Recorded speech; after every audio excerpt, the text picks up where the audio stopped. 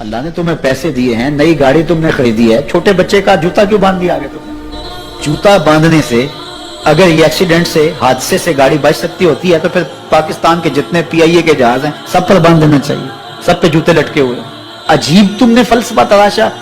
کسی نے جو ہے وہ کالی رنگ کی پٹی باندھ دی نیچے, اس سے اس کو نظر نہیں لگے گی. گھوڑے کے پاؤں کے نیچے جو کھری لگی ہوئی ہوتی ہے, کچھ لوگوں نے اپنے گھروں میں وہ باندھی ہوئی ہوتی ہے کہ اس سے ہمارے گھر کے اندر کوئی مصیبت نہیں آئے گی, کوئی تکلیف نہیں آئے گی. کسی نے ہنڈیا اپنے گھر کے اوپر الٹی رکھی ہوئی ہوتی ہے, یہ ہنڈیا بچا لے گی. اور میاں ہنڈیا کیا بچائے گی تجھے؟ اللہ کے قہر سے کچھ نہیں بچا سکتا. جب تمہارے اوپر کوئی مصیبت نازل ہونی ہے تو کچھ نہیں بچا سکتا. اگر بچنا چاہتے ہو تو پھر اللہ سے استغفار کرو, اللہ تعالیٰ کی تسبیح کرو, اللہ کی تحلیل کرو, میرے حضور پہ درود پڑھو, پھر دیکھنا کہ مصیبتیں ٹلتی ہیں یا نہیں ٹلتی. تو یہ خام خواہ کے رکیے. اور یہ عامل لوگ جو ہیں ان کا تو کام ہی یہی ہے, ان کا کام چلتا ہے لوگ ذوف الاعتقادی میں مبتلا رہے, اور یہ کہہ دیتے ہیں کہ آپ کے خاندان میں ایک منحوس عورت ہے, یہ اس کا کیا ہوا ہے. کوئی نہ کوئی منحوس تو پہلے ہی انہیں طے کر رکھی ہوتی ہے, فوراً ذہن وہاں جا کلک ہو جاتا ہے. اس کا نون سے نام شروع ہوتا ہے, اس کا کاف سے نام شروع ہوتا ہے, اس کا جیم سے نام شروع ہوتا ہے. تو پورے خاندان میں کسی کا نام کاف, نون یا جیم سے تو شروع ہوتا ہی ہوگا, یا دوستوں میں, تو فوراً ذہن جو ہے ادھر منتقل ہو گیا.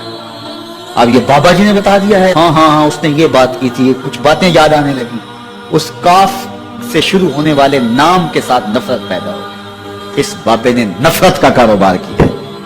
اس نے تو 100 روپے 200 روپے لے لیے, لیکن 2 انسانوں کے اندر نفرت ڈال دی. اس کا گریبان کل قیامت کے دن پکڑا جائے گا. ان ملنگوں کے پاس, ان ذوف الاعتقادی کو پھیلانے والوں کے پاس کبھی نہ جاؤ.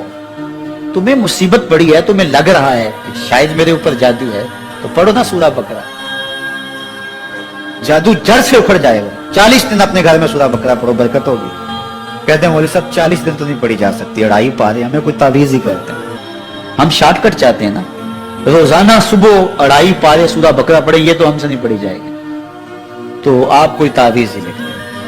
کاروبار میں برکت نہیں, میں کہتا ہوں پڑھو نا سورہ واقعہ, 3 رکوع ہیں, برکت ہوگی. ہم کہتے ہیں ہمیں تعویذ ملنا چاہیے, بس وہ ہم گلے میں رکھ دیں, بٹوے میں رکھ لیں, پرس میں رکھ لیں, اور ہمارا کام ہو جائے, ہمیں کچھ بھی نہ پڑھنا پڑے, ہمیں وضو تک نہ کرنا پڑے, نماز نہ پڑھنی پڑے, اور برکت ہو جائے. ایسے برکت تو نہیں آتی. اس لیے چھوڑو ان کی جان, آؤ قرآن مجید پہ آؤ, آؤ سجدوں پہ آؤ, آؤ دعاؤں پہ آؤ.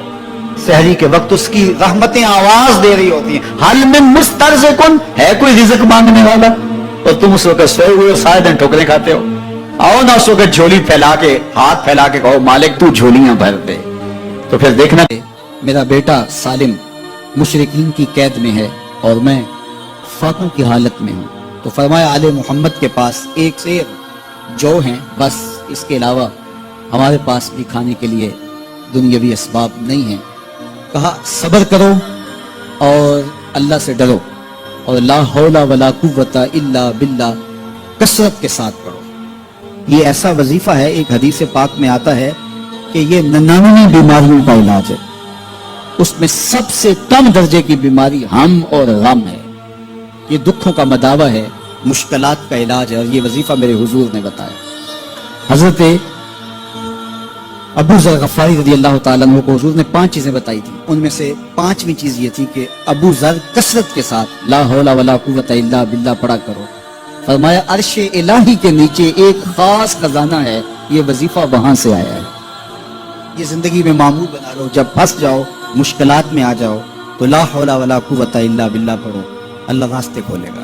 تو حضور نے 3 چیزیں فرمائی, اللہ سے ڈرو, صبر کرو, اور کثرت کے ساتھ لا حول ولا قوت الا باللہ پڑھو. وہ فرماتے ہیں کہ میں یہ عمل شروع کیا, ابھی گھر میں بیٹھا ہی تھا کہ دروازے پہ دستک ہوئی, تو میں اٹھا کہ دروازہ کھولوں دیکھوں کہ کون ہے.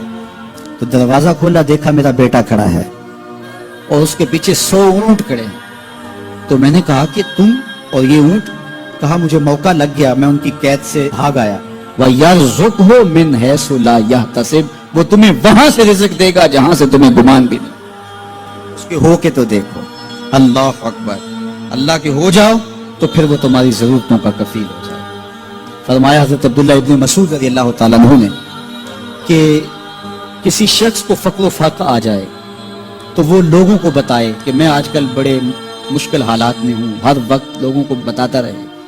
تو اس کی مشکل بڑھے گی، اس کی مشکلیں آسان نہیں ہوں گی اس طرح۔ اور اگر وہ اپنی اس مشکل کو کسی سے شیئر نہ کرے بلکہ مسلح بچھا کے اپنے رب سے کہے کہ مالک فقر و فاقہ آ گیا ہے اور اس کا علاج تیرے پاس ہے، اس مرض کا مداوع تیرے پاس ہے۔ حضرت عبداللہ ابن مسعود فرماتے ہیں کہ رسول کریم نے فرمایا جلد یا بدیر اللہ اس کو مالا مال فرما دے۔ یہ بھی کبھی کر کے دیکھو، مشکل آ جائے، فاقہ آ جائے۔ اور قرآن مجید کا دل سورہ یاسین ہے، جس نے ایک مرتبہ سورہ یاسین کی تلاوت کی اللہ 10 مرتبہ قرآن پڑھنے کا ثواب عطا کرے۔ اور کتنا بڑا اجر ہے، آپ ایک سال میں بھی شاید 10 قرآن مجید نہ ختم کر سکے، اور سورہ یاسین پڑھیں تو 10 مرتبہ قرآن مجید پڑھنے کا ثواب نصیب ہوگا۔ تو اپنی صبح کا آغاز سورہ یاسین سے کیا کریں، نماز فجر کے بعد اشراق تک سورہ یاسین پڑھ لیا کریں۔ سورہ یاسین اگر آپ پڑھ کے اپنے دن کا آغاز کرتے ہیں، آپ کا سارا دن خیر سے گزرے گا۔ اس دن اگر کاروبار کریں گے تو برکت ہوگی، اس دن بہت ساری بیماریوں سے، آفات و بلیات ارضیہ اور سماویہ سے بچے رہیں گے، لوگوں کے شر سے، حادثات سے محفوظ رہیں گے۔ میرے حضور نے ارشاد فرمایا قرآن مجید میں ایک سورت ہے جس کی 30 آیات ہیں، اگر کوئی شخص اس کی تلاوت کرتا ہے تو وہ سورت پڑھنے والے کی شفاعت کرتی ہے، اور اتنی بار شفاعت کرتی ہے کہ اس کو بخشوا کے چھوڑتی ہے۔ وہ سورت کون سی ہے؟ وَهِيَ تَبَارَكَ الَّذِي بِيَدِهِ الْمُلْكُ، یہ سورۃ الملک ہے، 30 آیتیں ہیں۔ جو شخص اس کی تلاوت کرے یہ اتنی بار سفارش اللہ کی بارگاہ میں کرتی ہے کہ اپنے پڑھنے والے کو بخشوا کے چھوڑتی ہے۔ اپنے دن کا آغاز سورہ یاسین سے کریں اور اپنی شب کا آغاز سورہ ملک سے کریں۔ سونے سے پہلے سورہ ملک کی تلاوت ضرور کر لیں، انشاءاللہ اس سے رات برکت سے گزرے گی۔ جس نے ایک دن میں 100 مرتبہ سبحان اللہ و بحمدہ پڑھا، کتنی مرتبہ؟ 100 مرتبہ۔ کیا پڑھا؟ سبحان اللہ و بحمدہ۔ فرمایا کہ اس کے گناہ سمندر کی جھاگ کے برابر بھی ہوں تو اللہ معاف فرما دے گا۔ تو یہ اپنے وظائف میں شامل کر لیجئے، سبحان اللہ و بحمدہ۔ اور حدیث بخاری ہے کہ 2 کلمے ایسے ہیں جو اللہ کو محبوب ہیں اور زبان پر مشکل نہیں، زبان پر بڑے آسان ہیں، اور جب میزان پہ رکھے جائیں گے تو پلڑے کو جھکا دیں گے، بڑے بھاری ہیں میزان پہ۔ وہ 2 کلمے یہی ہیں، سبحان اللہ و بحمدہ، سبحان اللہ العظیم۔ تو اگر اس کو 100 مرتبہ روزانہ پڑھے تو سمندر کی جھاگ کے برابر بھی گناہ ہو تو اللہ معاف فرما دیتا ہے۔ اللہ فرماتا ہے ما یفعل اللہ بعذابکم، وہ تمہیں عذاب دے کے کیا کرے گا؟ ذرا لہجہ دیکھیے، ذرا انداز، ما یفعل اللہ بعذابکم، وہ تمہیں عذاب دے کے کیا کرے گا؟ تم اس کی مخلوق ہو، اپنے دستے قدرت سے اس نے تمہیں بنایا ہے، تو وہ تمہیں عذاب دے کے کیا کرے گا؟ اس کی ضرورت نہیں ہے کہ تمہیں عذاب دے، نہ اس کی چاہت ہے کہ تمہیں عذاب دے۔ کوئی خود چھلانگے لگائے تو اس کی مرضی۔